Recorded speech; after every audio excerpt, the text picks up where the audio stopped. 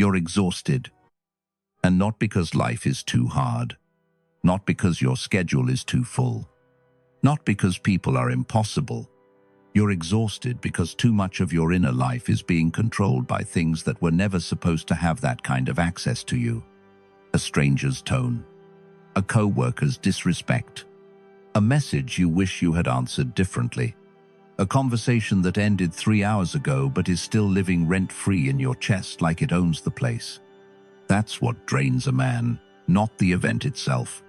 The replay, the mental courtroom, the argument you keep reopening long after the other person has forgotten your name. And the worst part is, most men think this is normal. They think being bothered all the time is just adulthood. They think carrying irritation from one moment into the next is what it means to care. They think anger proves they have standards. They think reacting proves they're strong. But the truth is much harder to hear. Most of what you call anger is not strength. It's leakage. It's your attention being stolen by things too small to deserve it. It's your nervous system being yanked around by every rude driver, every careless word, every petty opinion, every little piece of friction the world throws in your direction. And if you never learn how to stop that cycle, you can spend your entire life looking like a man on the outside while living like a puppet on the inside. The Stoics saw this clearly. They lived in a world full of war, betrayal, sickness, political corruption, exile, public humiliation, and loss. They were not insulated from reality. They were forged inside it. And what they discovered was not a trick for avoiding pain. It was a discipline for becoming larger than it. They learned how to move through provocation without becoming provoked, how to hear insult without being invaded by it, how to be tested without being internally owned by the test. That is what this is really about. Not becoming cold, not becoming passive, becoming unshakable, becoming the kind of man who can stand in the middle of chaos and still remain in possession of himself. Think about how this actually plays out in modern life. You wake up, and before the day has even started, your mind is already under attack. The phone is in your hand before your feet touch the floor. Messages, alerts, news designed to trigger outrage, images of other people doing better, looking better, living faster. You absorb 10 different emotional signals before your first glass of water. You haven't chosen your state. Your state has been chosen for you. And then you wonder why you feel off all morning. You wonder why you can't focus. You wonder why your patience feels thinner than it used to. But your attention was fractured before the day even began. Then you enter work, or traffic, or family life, or business. And the pattern continues. Someone speaks sharply. Someone ignores your effort. Someone makes a comment that sounds small on the surface, but scratches right against your ego. Maybe you say nothing in the moment. Maybe you stay composed on the outside. But later, you replay it. You rehearse a better answer. You imagine correcting them, humiliating them, proving them wrong. You are still there, still in that room, still in that text exchange, still inside the disrespect. The person who triggered you has moved on. You haven't. That is the trap. Here is what most men never stop to ask. Why does this happen so automatically? Why can one look, one sentence, one dismissive tone shift the entire atmosphere of your day? Why can one small offense take up more mental space than the things you say you actually care about? The answer is older than your habits. Human beings are wired to be hyper-aware of threats to status, belonging, and reputation. Long before social media and performance reviews and passive-aggressive emails, social exclusion could mean danger. To be humiliated, rejected, or lowered in the eyes of the tribe was not just uncomfortable, it could be costly. So, the nervous system learned to treat social threat like real threat. That ancient machinery is still inside you. A careless comment doesn't just feel annoying, it can feel like an attack on your position. A rude interruption doesn't just feel inconvenient. It can feel like a challenge to your worth. Your body reacts before your wisdom has a chance to speak. Your chest tightens. Your jaw hardens. Your mind reaches for defense. And if you are not trained, you obey that reaction immediately. That is why Epictetus said most people live as slaves even when they appear free, because their inner condition is controlled by whatever touches them from the outside. One moment praise lifts them. The next insult destroys them.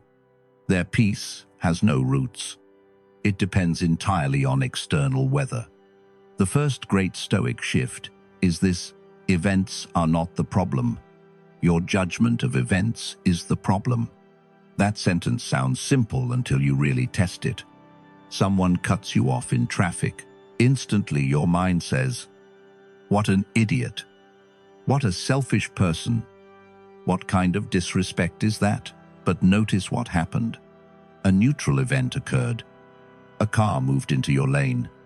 Then your mind added interpretation. And interpretation generated emotional charge. Someone at work gives brief feedback in a cold tone. Immediately your mind fills in the story. He doesn't respect me. She thinks I'm incompetent. I'm being undermined. But again, you do not know that. You are assigning meaning. You are building suffering out of assumption. Marcus Aurelius trained himself to strip events back down to their bare facts. Not because he was detached from human life, but because he understood how quickly the mind poisons itself with its own commentary. A person spoke harshly. A meeting went badly. A plan changed. A stranger behaved badly. Facts. Once you remove the dramatic story, much of the emotional fire loses oxygen. This does not mean nothing matters. It means most of what disturbs you is not reality itself, but the narrative your ego creates around reality. This is why the untrained mind is always tired. It is not just living life. It is constantly editing life, interpreting life, personalizing life, reacting to life as if every irritation deserves a full emotional investment. That is too expensive. A man cannot build strength, purpose, and clarity while donating his inner world to every passing offense. The Stoics understood that if you want peace, you must become disciplined about meaning. You must stop letting your first interpretation become your final truth. The question is no longer, "What happened to me?" The question becomes, "What story am I telling myself about what happened?" That one question can save you years of unnecessary suffering. But changing interpretation is only half the discipline. Because even when you begin seeing more clearly, the body still reacts fast. Emotion surges before reason catches up. That is where the second habit becomes essential. The pause. Not a lifetime of silence. Not emotional numbness. Just a gap. A deliberate moment between stimulus and response. Seneca called delay the remedy for anger because he knew something modern men constantly forget. Emotion has momentum, but it also has a curve. It rises, peaks, and passes. If you react while it is still rising, you become its servant. If you wait, even briefly, you regain the ability to choose. Most damage in life does not come from what happens to you. It comes from what you do in the 10 seconds after it happens. The text you send too fast. The tone you use too sharply. The words you cannot take back. The room you poison because you needed immediate release. But if you pause, even for a breath, even for one deliberate silence. The entire chain begins to weaken. You start to see that many things do not require a response at all. The comment that felt unbearable now looks childish. The argument that felt urgent now looks pointless. The person trying to provoke you starts looking less powerful and more exposed. And that is one of the strangest truths of adulthood. When you stop reacting quickly, you start seeing people clearly. A man with no pause is easy to control. Everyone knows where his buttons are. Everyone knows how to move him. He thinks he is expressive. But he is predictable. He thinks he is strong because he answers everything. But in reality, he is available to everything. Stoic discipline begins when a man becomes less available to provocation. When not every insult earns access. When not every inconvenience gets to define the atmosphere of his inner life. When not every thought becomes a command. That is composure.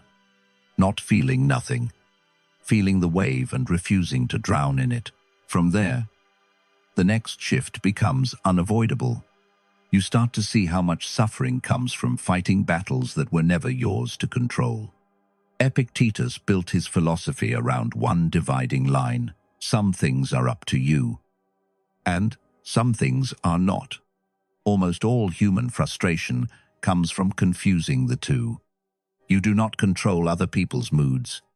You do not control whether they understand your intentions. You do not control whether someone respects you, agrees with you, praises you, or behaves well. You do not control traffic, timing, market conditions, childhood wounds inside other people, or the endless instability of the world. Yet most men spend enormous amounts of mental energy wrestling with exactly these things.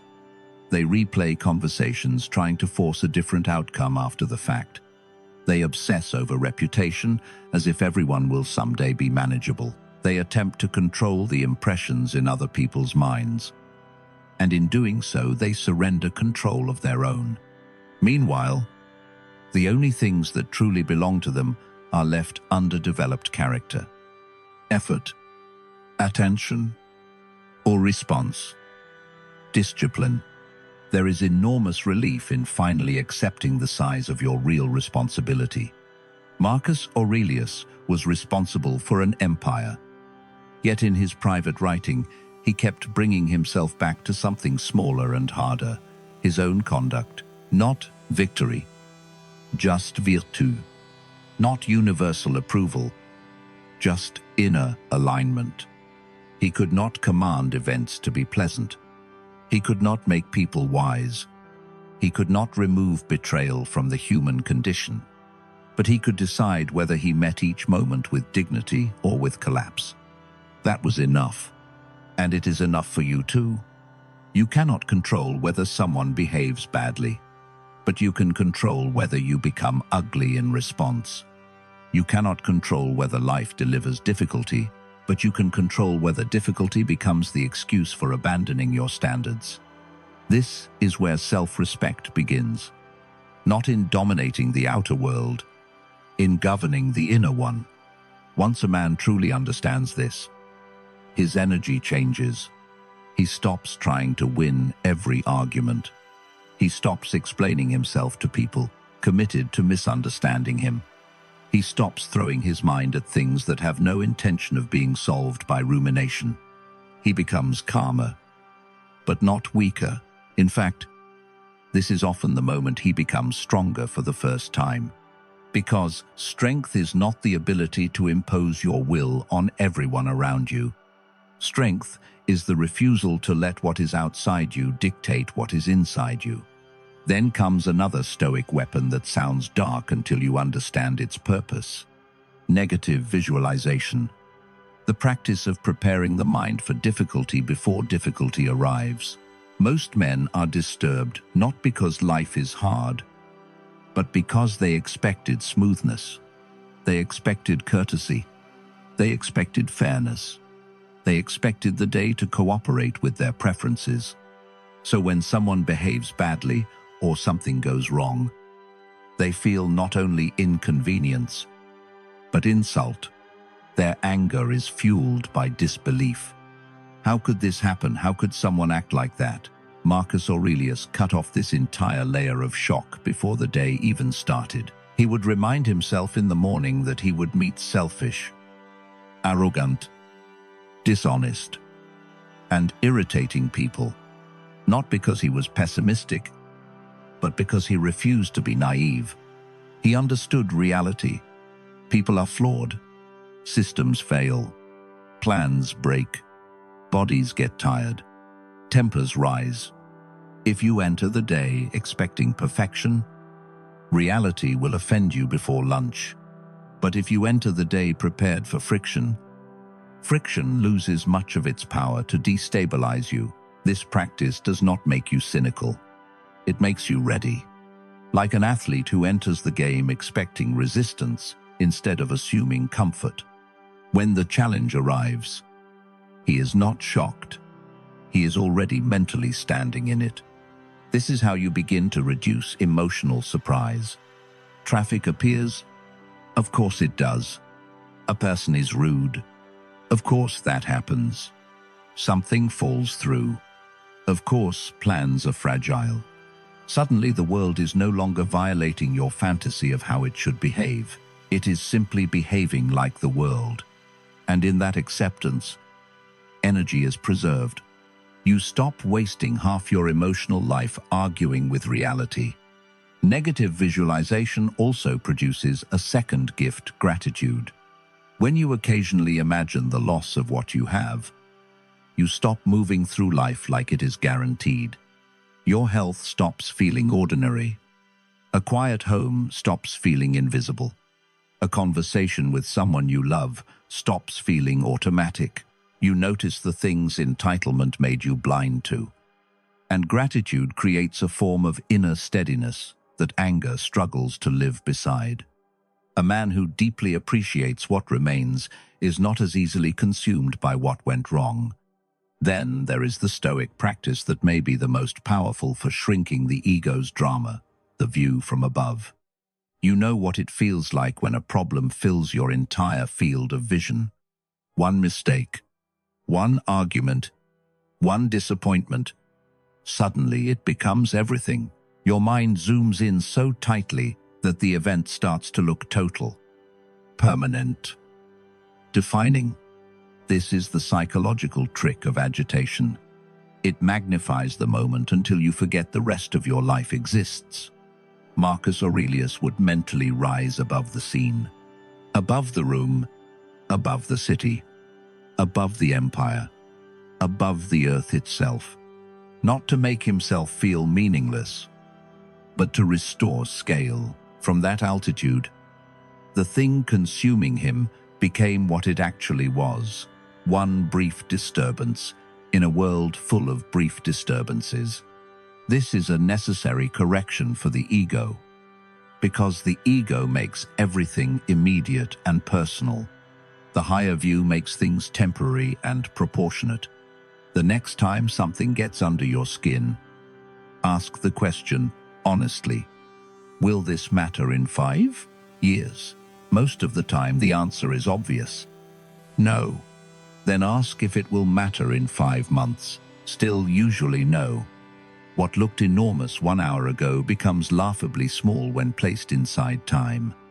The rude comment, the awkward moment, the misunderstanding, the offense you were ready to carry for days. Time was already preparing to erase it. And yet you were ready to build an altar to it in your mind.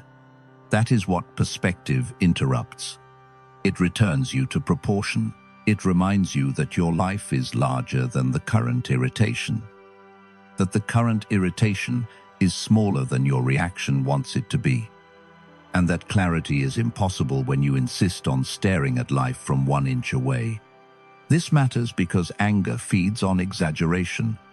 It needs the feeling that this moment is everything, that this insult defines you, that this delay ruins the day, that this failure changes the story of your life.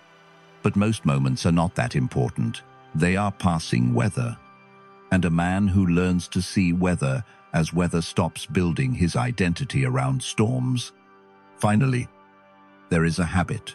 Modern men need more than they admit: strategic solitude, protecting the environment of the mind. Even a strong man becomes unstable if he constantly lives inside noise. Outrage, gossip, conflict, stimulation, and emotional contamination. The Stoics understood that the company you keep and the atmosphere you repeatedly enter begin shaping the texture of your inner life. Spend enough time around bitter people and bitterness starts sounding normal. Spend enough time in spaces built on outrage, and soon your nervous system begins expecting outrage as its baseline. Spend enough time defending yourself, comparing yourself, proving yourself, and your mind loses all sense of spaciousness. This is why Seneca warned about association. This is why Marcus said a man can retreat into his own soul. Today, that retreat requires even more intention because the world is designed to eliminate it. The phone follows you into bed, into the bathroom, into the car, into meals, into silence. There is almost nowhere left where a man naturally encounters his own mind without interruption. And that is dangerous, because a man who never sits with himself cannot lead himself. He can only consume, react, and escape. Strategic solitude is not loneliness. It is maintenance. It is repair. It is a deliberate refusal to let the world occupy every room inside you. It means some time without input, no endless scroll, no comment sections, no emotional leftovers from 10,000 strangers, just stillness. At first, stillness can feel loud because all the thoughts you postponed finally begin speaking. Old irritation, old sadness, restlessness. But if you stay long enough, the surface begins to settle, your breathing slows, your inner world reorganizes. Things that felt tangled start becoming visible. This is where insight appears. This is where a man begins to understand what actually matters to him once the crowd stops speaking through his head. And from that place, another discipline becomes easier. Distance. Not dramatic isolation. Not prideful detachment. Just discernment. Not everyone deserves access to your energy. Not every invitation deserves a yes. Not every conversation deserves participation. Not every environment is worth the cost it charges your nervous system. Some people are committed to drama. Some spaces are built on disrespect. Some interactions consistently leave you more agitated, more fragmented, more unlike yourself. Stoic maturity includes the willingness to step back from what repeatedly disturbs your peace. Quietly, without theatrics, without revenge, just less availability, more boundaries, more loyalty to your own clarity. When a man learns this, he stops mistaking constant exposure for strength. He no longer believes he must entertain every conflict to prove resilience. Sometimes the strongest move is not engaging. Sometimes the wisest answer is no answer. Sometimes self-respect looks like leaving the bait untouched on the table and walking away with your mind intact. This is what the unshakable man begins to look like. He is not emotionless. He simply does not worship every emotion he feels. He notices insult without immediately swallowing it whole. He experiences anger without handing it the steering wheel. He sees how much of life is outside his control, and instead of feeling defeated, he feels freed. He expects difficulty without becoming dark. He values perspective more than drama. He protects his mental environment like something sacred because it is. And over time, this changes everything. His mornings feel cleaner because his mind is not instantly hijacked. His work improves because attention is no longer bleeding through 10 emotional cuts. His relationships improve because he is less reactive, less resentful, less eager to turn every moment into a trial against his ego. He begins to sleep better because he is no longer carrying unfinished battles into the night. He becomes more present because he is less possessed by old conversations and future arguments. And perhaps most importantly, he starts respecting himself at a level he never could before. Because there is a quiet dignity in knowing that your mind is no longer available for public manipulation. None of this happens overnight. The Stoics did not become steady in a weekend. They practiced, they failed, they returned. They lost composure sometimes and then studied the loss instead of making an identity out of it. That is your path too. Not perfection, repetition, not never being triggered, becoming harder to hijack, not eliminating challenge, responding to challenge with increasing skill. That is how a man is rebuilt. So, here is the challenge. For the next 7 days, live like your peace is valuable enough to protect. On the first day, simply observe how often your mind wants to react. Don't justify it. Don't judge it. Just catch it. On the second day, practice the pause. 3 breaths before response whenever irritation appears. On the third day, separate what is yours from what is not. When your mind starts chasing someone else's behavior, bring it back to your own conduct. On the fourth day, prepare for difficulty in the morning. Remind yourself that people will be flawed. Plans may break, and the day may resist you. On the fifth day, use the higher view. Ask whether what is bothering you deserves the size you are giving it. On the sixth day, create deliberate silence. No unnecessary stimulation. Let your mind breathe. On the seventh day, combine it all. See clearly. Pause. Focus on what is yours. Expect friction. Zoom out. Protect the fortress. If you do this honestly, 1 week will teach you something most people never learn in a lifetime. Peace is not something the world gives you when it finally behaves. Peace is what remains when you stop letting the world sit in the driver's seat of your mind. The world will continue being noisy. People will continue being careless. Inconvenience will continue showing up uninvited. Let it. Your job is not to make life stop testing you. Your job is to stop failing every test by surrendering your inner world the moment discomfort arrives. You are not angry because the world is uniquely broken. You are angry because you have not yet trained yourself to stand apart from its provocations. But that can change. The pattern is not your personality. It is practice. And anything practiced can be replaced by a better discipline. This is the invitation Stoicism offers. Not a fantasy of control over life, but mastery over yourself. Not the promise that no one will ever provoke you again, but the possibility that provocation will no longer own you when it arrives. That is freedom. That is strength. That is self-respect in its highest form. If this message resonated with you, comment, "I am a Stoic warrior," and subscribe for the Stoic Warrior series, where we build the discipline, clarity, self-respect, and inner power that modern life is constantly trying to pull out of you. Stay calm, stay sharp, stay sovereign.